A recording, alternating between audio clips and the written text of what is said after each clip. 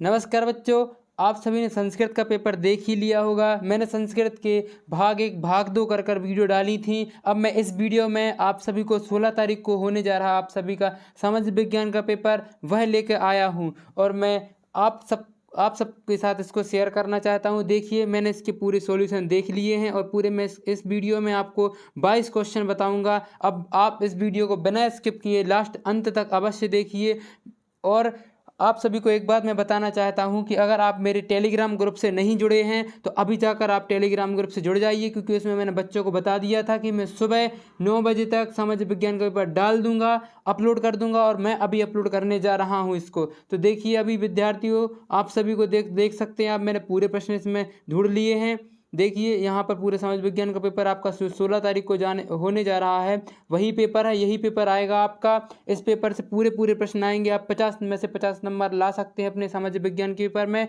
16 तारीख को होना है और आज से मैं इसको अपलोड कर दूंगा। आप भी सोच सकते हैं कि कितने सारे दिन मिल जाएंगे आपको याद करने के लिए। और दोस्तों, एक और जानकारी मैं देना चाहता हूँ सबसे पहले आपको कि आप टेलीग्राम ग्रुप से जुड़ जाएंगे तो आपको जो भी डाउट रहेंगे उससे आप पूछ ही सकते हैं। और एक महत्वपूर्ण सबसे बड़ी सूचना ये थी कि आप सभी को स्कूल से अभी एक एड ग्रेड पुस्तक दी जाएगी। आप सभी को एड ग्रेड पुस्तक आपने देखी होगी, इस प्रकार दिखती है आपकी एड ग्रेड पुस्तक, वह दी जाएगी आपको। और उस एड ग्रेड पुस्तक के हल भी मैं इसी यूट्यूब चैनल पर डालूंगा और टेलीग्राम ग्रुप पर भी उसमें मैं बहुत सारे चीज़ें उस पर बताऊंगा कि एड ग्रेड पुस्तक के हल कैसे करने, क्या करने हैं, उसके पूरे डाउट में टेलीग्राम ग्रुप से दे दूंगा। अगर आपको टेलीग्राम ग्रुप से जुड़ने के लिए समस्या हो रही है तो आप मुझे कमेंट कर बता दीजिए सर कैसे क्या करना है। मैं उस पर एक आध वीडियो बना दूंगा टेलीग्राम ग्रुप से कैसे जुड़ना है, और मैं उसकी लिंक इस वीडियो के डिस्क्रिप्शन में दे दूंगा, कमेंट में पिन कर दूंगा।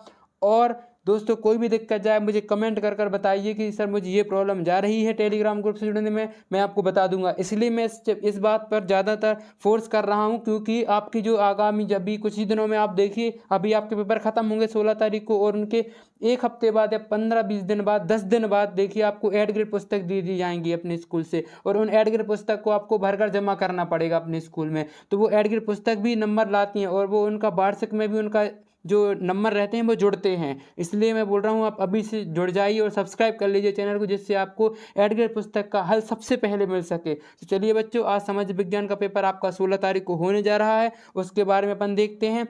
सबसे पहले मैं थोड़ी सी आपको जानकारी दे देता हूँ। यहाँ पर आपको विद्यार्थी का नाम लिख देना है, यहाँ आपको अनुक्रमांक लिख देना है, यहाँ पिता का नाम लिख देना है, यहाँ शाला का नाम लिख देना है, यहाँ ब्लॉक नाम लिख देना है और यहाँ जिले का नाम लिख देना है। और आपने बहुत सारे भी पेपर दे लिए हैं, 4 पेपर 5 पेपर होने जा रहा है आपके, ये 6वां पेपर होगा आपका। तो आप सभी को ये तो जानकारी हो ही जाएगी कि 50 नंबर का आता है, 22 इसमें क्वेश्चन आते हैं ना, यहाँ बताने की आवश्यकता नहीं थी।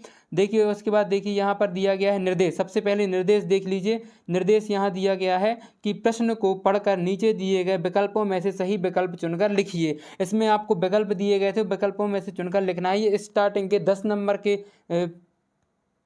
10 नंबर के क्वेश्चंस रहते हैं और एक एक नंबर के रहते हैं ये सभी। तो सबसे पहले प्रश्न पूछा गया हमसे कि वायुमंडल में नाइट्रोजन और ऑक्सीजन गैस का प्रतिशत है, कितना प्रतिशत है। आप सभी को पता है कि अपने वायुमंडल में नाइट्रोजन बहुत ज़्यादा पाई जाती है, 78 नाइट्रोजन पाई जाती है, और ऑक्सीजन कितनी पाई जाती है, 21% पाई जाती है। 21 नहीं, मतलब 20.95% रहती है, इसी को 21 ही बोलते हैं। तो 21% क्या पाई जाती है, ऑक्सीजन गैस पाई जाती है। उसके दूसरा प्रश्न देखते हैं।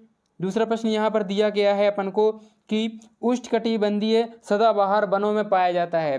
तो उष्णकटिबंधीय वनों में आपको बताना था कि कौन सा जानवर पाया जाता है। जिराफ इसमें दिया था ऑप्शन में, ध्रुवीय भालू दिया था, तेंदुआ दिया था और एनाकोंडा दिया था। तो आप सभी को पता है कि इसमें उष्णकटिबंधीय जो वन होते हैं उनमें क्या पाया जाता है, एनाकोंडा पाया जाता है। उसके बाद देखिए, सबसे पहले उष्णकटिबंधीय आप अगर नहीं जानते हैं तो उष्णकटिबंधीय सदाबहार वन मतलब होता है कि जो सदा मतलब हमेशा रहते हैं, और वो उनमें क्या रहते हैं, कटीले रहते हैं थोड़ी से वो। और क्या होगा, उष्णकटिबंधीय बताए नहीं, हटा काट दे। तो देखिए बच्चों, अब अपने अगले प्रश्न पर बढ़ते हैं। अगला प्रश्न हमें दिया गया है कि प्रश्न नंबर 3 भूमध्य रेखा के 10 डिग्री उत्तरी अक्षांश से 30 डिग्री उत्तरी अक्षांश के बीच पाया जाने वाला जलवायु प्रदेश है। तो क्या है, कौन सा प्रदेश जलवायु प्रदेश कहलाता है? कौन सा जलवायु प्रदेश है जो इतने उत्तरी अक्षांश और इतने उत्तरी अक्षांशों के बीच में है? 10 डिग्री उत्तरी अक्षांश और 30 डिग्री उत्तरी अक्षांश। आपने अपनी, अगर आप ये नहीं जानते हैं कि क्या कहलाता है उत्तरी अक्षांश दक्षिणी अक्षांश, तो मैं बता देता हूँ। एक देखिए ये ऐसा गोला बना रहता है, अपनी पृथ्वी है ये, समझ लीजिए। तो इसमें ये देखिए आप सबसे पहले यहाँ पर ऐसे ऐसे इसमें ये लैटिट्यूड मतलब लैटिट्यूड लॉन्गिट्यूड बनी रहती हैं, ऐसे आपने देखा होगा आपने अपनी पुस्तक में। तो इसमें ये डिग्री लिखी रहती है, यहाँ से 0 से लेकर पूरी 360 तक लिखी रहती हैं। उसमें ही अपन को बताना था कि 10 से 30 उत्तरी अक्षांश के बीच पाया जाने वाला जो जलवायु प्रदेश है वो कौन सा है। तो आपकी ये किताब में दिया भी गया था। इसमें कौन सा ऑप्शन हो जाएगा इसका?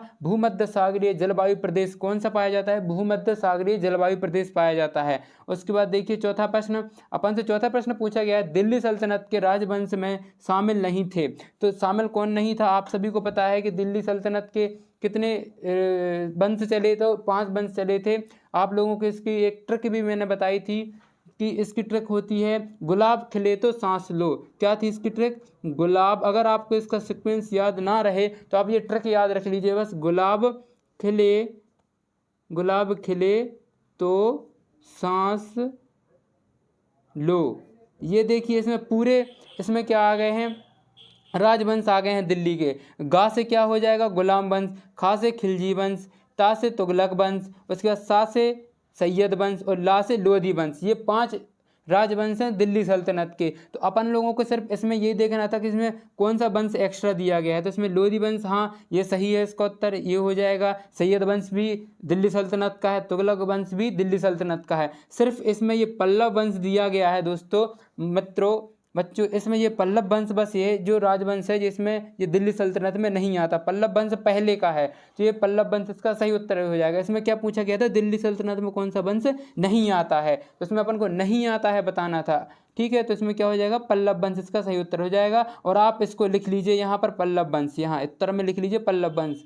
ठीक है बच्चों। उसके बाद देखिए 5वां प्रश्न देखिए, 5वां प्रश्न हमसे पूछा गया है, भील, कोली एवं काटकारीस जनजाति भारत के किस भाग में निवास करती हैं? आपने देखा होगा बहुत सारी जनजाति पाई जाती हैं हमारे भारत देश में। मध्य प्रदेश है जो अपना, मध्य प्रदेश को जनजाति, सबसे ज़्यादा जनजाति मध्य प्रदेश में ही पाई जाती हैं अपने, है ना। उसके बाद देखिए यहाँ पर दिया गया है कि जनजाति भारत कौन से उसमें निवास करती है, सबसे ज़्यादा जनजाति किस काटकारी से जनजाति, जो ये सब जनजाति 3 जाति दी थी, भील दी थी, कोली दी थी और काटकारासी। अपन को इन तीनों के बारे में बताना था कि सबसे ज़्यादा घनत्व इनका किस भाग में है। तो इनका सबसे ज़्यादा घनत्व है जो जनजातियों का भारत देश में, वो पूर्वी राज्य में, मतलब पूर्वी मतलब ऊपर के जो, मतलब ये देखिए यहाँ पर अपना ये भारत देश है, मान लो यहाँ ऐसा, ये देखिए यहाँ ऐसा भारत देश है अपना। ये पश्चिम हो गई, यहाँ उत्तर हो गई अपनी, ठीक है। उसके बाद ये पश्चिम हो गई और ये पूर्वी राज्य हैं यहाँ के। इस धर के जितने भी राज्य हैं ये क्या हो गए? पूर्वी राज्य हो गए। ये पूर्वी राज्य जितने भी हैं आपके, उधर पे क्या पाई जाती है? पूर्वी भाग में ये जनजाति पाई जाती है। उसके बाद देखिए छठवां प्रश्न, यहाँ पर छठवां प्रश्न हमें दिया गया है कि विधानसभा के सदस्यों को कहते हैं। तो इसमें आपको बताना था कि विधानसभा के सदस्यों को राज्यपाल कहते हैं, प्रधानमंत्री कहते हैं, सांसद कहते हैं। तो आप सभी को पता है कि विधानसभा कहाँ रहती है? विधानसभा अपने हर प्रदेश में बनी रहती है एक विधानसभा। तो आप सभी को ये पता है कि विधानसभा में कौन बैठते हैं? विधायक बैठते हैं। विधायक को क्या कहा जाता है? एमएलए, जो अपन लोग चुनते हैं। आपके सभी के जिलों में होगा एक एक विधायक रहता है ना, आप अपन चुनते हैं उन विधायकों को, तो वहाँ पर विधायक बने रहते हैं और अपने उससे सांसद चुना जाता है। ये सांसद रहता है, ये सांसद कहाँ बैठता है? ये सांसद बैठता है दिल्ली में। दिल्ली में कहाँ पर बैठेगा? ये विधानसभा है। और ये क्या होती है? राज्यसभा रहती है, लोकसभा रहती है। तो ये लोकसभा में बैठेगा सांसद। कहाँ बैठेगा? लोकसभा में बैठेगा, वो जो कि दिल्ली में है। उसके बाद देखिए 7वां प्रश्न देखते हैं। 7वां प्रश्न हमसे पूछा गया है, अमृता शेरगिल एवं कल्पना चावला का संबंध किस उपलब्धि क्षेत्र से है? आपको बताना था। आप सभी को पता ही होगा, पढ़ा भी होगा, बहुत बार सुना भी होगा, कल्पना चावला। तो कल्पना चावला क्या थी? एक वो अंतरिक्ष यात्री थी। और जो अमृता शेरगिल है ये क्या है? एक पेंटर है, ये एक चित्रकला है, चित्रकारिक है, मतलब चित्रकला करती हैं ये अमृता शेरगिल। तो आप सभी को याद रखना है कि अमृता शेरगिल एवं कल्पना चावला किस उपलब्धि के क्षेत्र में मतलब चर्चित में रहती हैं, और ये किस उपलब्धि की हैं, इनको कौन सी उपलब्धि दी गई? तो ये कल्पना चावला अंतरिक्ष यात्री हैं और अमृता शेरगिल क्या है? एक पेंटर हैं। ठीक है दोस्तों, उसके बाद देखिए 8वां प्रश्न देखते हैं। आपको अपने घर का फर्नीचर व मोटरसाइकिल बेचना है, आप किस प्रकार के विज्ञापन का इस्तेमाल करेंगे? आपको इसमें बताना है कि अगर आप एक मोटरसाइकिल बेचना चाहते हैं या फिर आप फर्नीचर, घर का फर्नीचर मतलब क्या कहलाता है? फर्नीचर मतलब जैसे टेबल कुर्सी हो गया आपकी,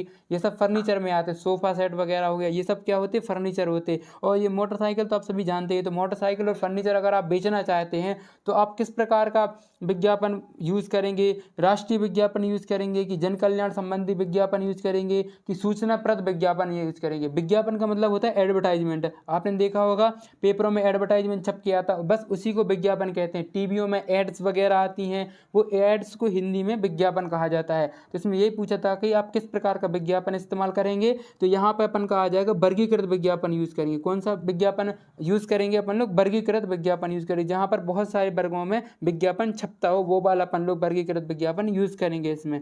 ठीक है, इसका उत्तर यही था। उसके बाद देखिए 9वां प्रश्न पूछा गया है, एक निश्चित दिन लगने वाले बाजार। अगर आपको पता है कि एक निश्चित दिन बाजार लगता है और उस बाजार को क्या कहा जाता है? मोहल्ला दुकान कहा जाता है, ऑनलाइन बाजार या शॉपिंग मॉल, क्या कहा जाता है? कि साप्ताहिक बाजार। आप सभी को पता होगा कि गांव में और बहुत सी जगह, सब जगह लगता है वैसे ये साप्ताहिक बाजार। एक दिन किसी दिन कहीं कहीं रविवार को लगता है, आप लोगों ने देखा होगा कहीं कहीं रविवार को, कहीं कहीं बुधवार को लग रहा है, कहीं कहीं गुरुवार को लगता है।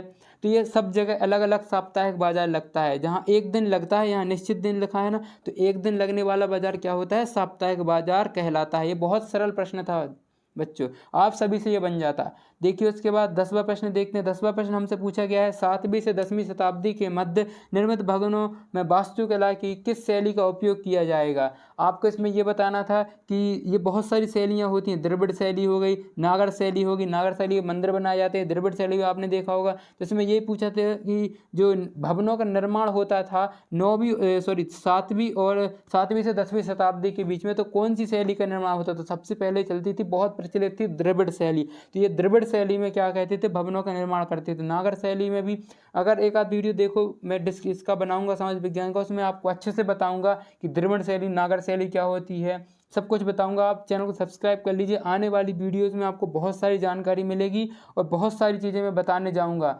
ठीक है बच्चों, और आप अच्छे लगन से पढ़िए, अच्छे बिल्कुल मेहनत कीजिए, आपके अच्छे वार्षिक परीक्षा में बहुत अच्छे नंबर आए, मैं यही मनोकामना करूँगा।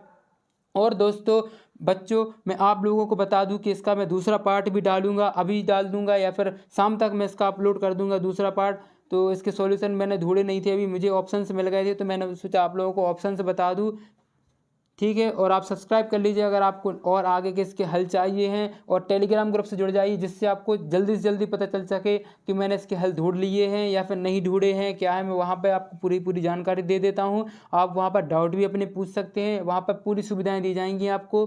आप टेलीग्राम ग्रुप से जुड़ाइए। टेलीग्राम ग्रुप से जुड़ने के लिए आपको कमेंट में या लिंक में डिस्क्रिप्शन दे दूंगा, तो वहाँ से आप जुड़ जाइए। या फिर उसका एक सही उपाय मैं बता दूं आप लोगों को। सबसे पहले आप क्या करिए, अपना टेलीग्राम, आप ऐसा ये रहता है टेलीग्राम, ये डाउनलोड कर लीजिए आप अपने मोबाइल में टेलीग्राम, और उसके बाद इसको खोल लेंगे आप। खोलने के बाद आप लोगों को क्या करना है, इसमें देखिए यहाँ पर सर्च कर देना है आपको एक्सप्लोर टूवर्ड्स स्टडी। ये क्या लिखा, EXPLORE, एक्सप्लोर। ठीक है, टूवर्ड्स स्टडी आप लिखोगे ऐसा, ये देखिए यहाँ पर लिख के आ गया है मेरे मोबाइल में ये। तो बस आपको इस पर क्लिक कर देना है ऐसे, और इस पर क्लिक करने के बाद यहाँ ज्वाइन का बटन आएगा नीचे, ये ज्वाइन का बटन आ जाएगा, उस पर ज्वाइन कर लेना है आपको। बस इतना ही काम करना है आपको। ठीक है दोस्तों, उसके बाद अपन लोग देखते हैं अगली वीडियो में, देखते हैं और जो जानकारी रहेगी मैं टेलीग्राम ग्रुप पर डाल दूँगा। वीडियो देखने के लिए धन्यवाद, थैंक यू, मिलते हैं नेक्स्ट वीडियो में।